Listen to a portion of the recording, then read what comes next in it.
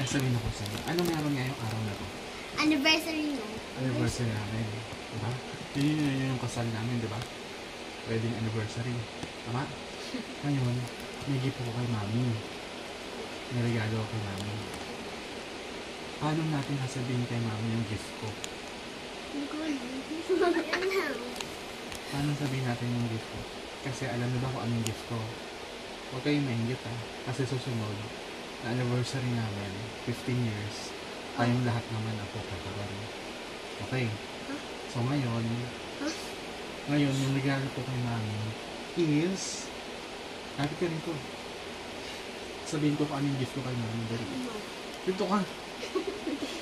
Ang gift ko kay mami, di ba? First time kasi ni mami na makakapunta ng Taiwan.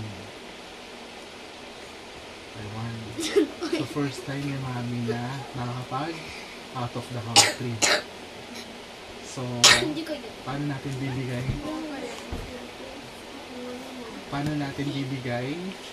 kay mami yung regalo ko? Isip kayo, paano nagawin natin? Hindi ko alam. So, meron tayong ticket. May ticket na ako nabili. May airplane na. Ang alis namin is, dalawa muna kami okay. Dalawa lang muna kami. Tapos next year, sa 15 years anniversary namin, kasama naman kayo lahat. Next year na agad. Hong Kong tayo, Disneyland. Okay. Hong Kong Disneyland tayo Tapos ngayon, dahil anniversary namin, ilang years na kami ni mami? 14 years. Ang gift ko is pupunta sa saan pupunta? Sa Taiwan.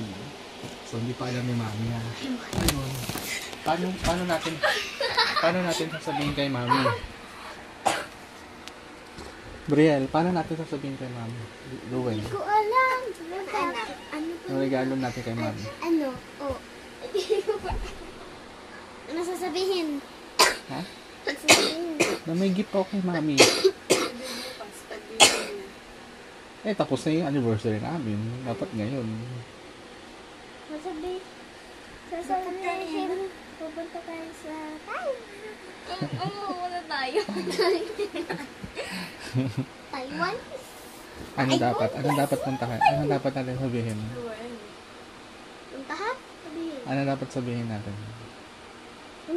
Bibidyo ko kayo. Sabihin natin, Mami, welcome to Taiwan!